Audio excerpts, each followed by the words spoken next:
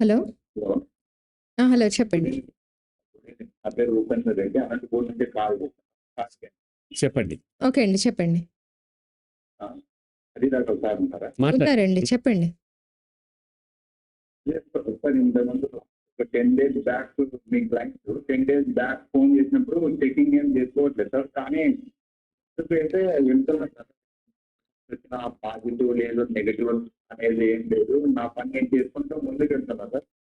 అయితే చేసే ఆ కాన్వర్జన్లో కొంచెం పెయిన్ అయితే ఉంటుంది సార్. ఒక half an hour 1 hour pain అనేది ఉంటుంది సార్. పెయిన్ ఉండడం వల్ల ఇక్కడ వర్క్ ఇప్పుడు 100 యూనిట్స్ ఎనర్జీలో ఇక్కడ ఒక 70 యూనిట్స్ నేను పెడతాను, 30 యూనిట్స్ పెట్టట్లేదు సార్.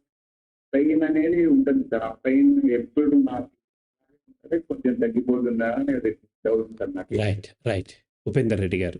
సో మొదట అర్థం చేసుకోవాల్సింది ఏంటి అనంటే, కౌన్సిలింగ్ని మీరు కొంత కోర్ పాయింట్ మిస్ అయ్యారు, కొన్ని ఇంపార్టెంట్ పాయింట్స్ మిస్ అయ్యారు.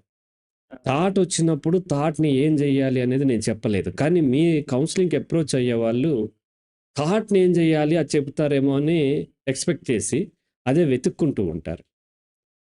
సో నేను ఏం చెప్పానంటే, థాట్ వచ్చినప్పుడు ఏం చేసినా థాట్ పెరుగుతుంది. థాట్ని మీరు చేస్తున్నారు అంటే స్టిల్ మీకు కౌన్సిలింగ్లో కోర్ పాయింట్ అర్థం కాలేదు. కోర్ పాయింట్ మారాల్సింది మనం 6th సెషన్లో చెప్పాము.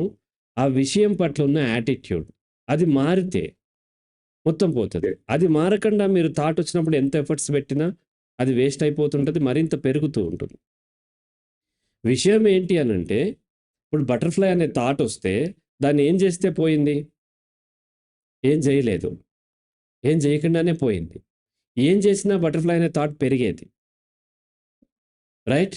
అలాగే బటర్ఫ్లై మీద ఏం చేయకుండా ఉండగలిగామంటే ఎందుకు అంటే, బటర్ఫ్లై మీద ఏ ఎక్స్ట్రీమ్ లెవెల్ యాటిట్యూడ్ మనకు లేదు, పాజిటివ్ లేదు, నెగిటివ్ లేదు.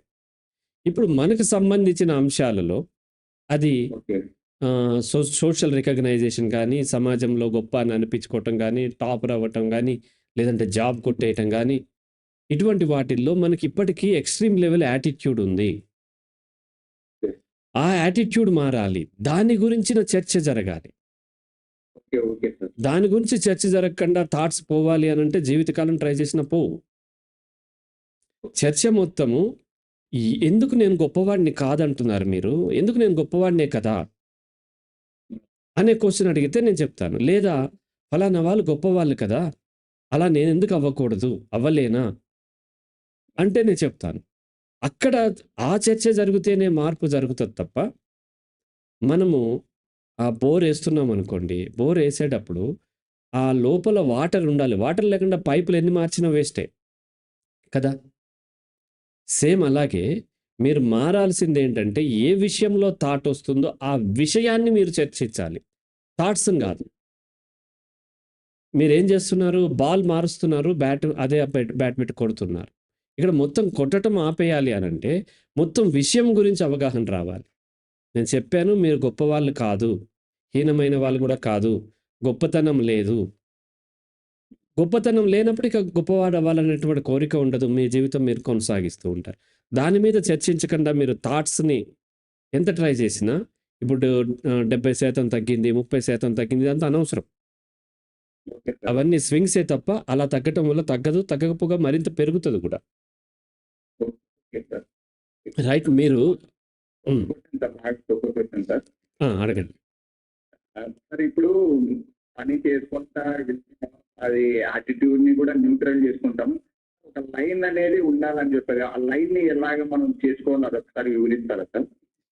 ఫస్ట్ యాటిట్యూడ్ న్యూట్రల్ చేసుకుంటాము అనే మాట కాదు, న్యూట్రల్ అవ్వాలి. అయితే మీకు లైన్ కూడా అర్థమవుతుంది. లైన్ ఏం లేదు, నేను వీలైనంత వరకు పని చేసుకుంటూ ఉంటాను, ఫలితం ఏదొచ్చినా యాక్సెప్ట్ చేస్తాను, ఎవరిని ఇంప్రెస్ చేయాల్సిన ప్రయత్నం లేదు. నన్ను కొంతమంది తిట్టుకుంటారు, నన్ను కొంతమంది పొగుడుతారు, కొన్నిసార్లు సక్సెస్ వస్తుంది, కొన్నిసార్లు రాదు.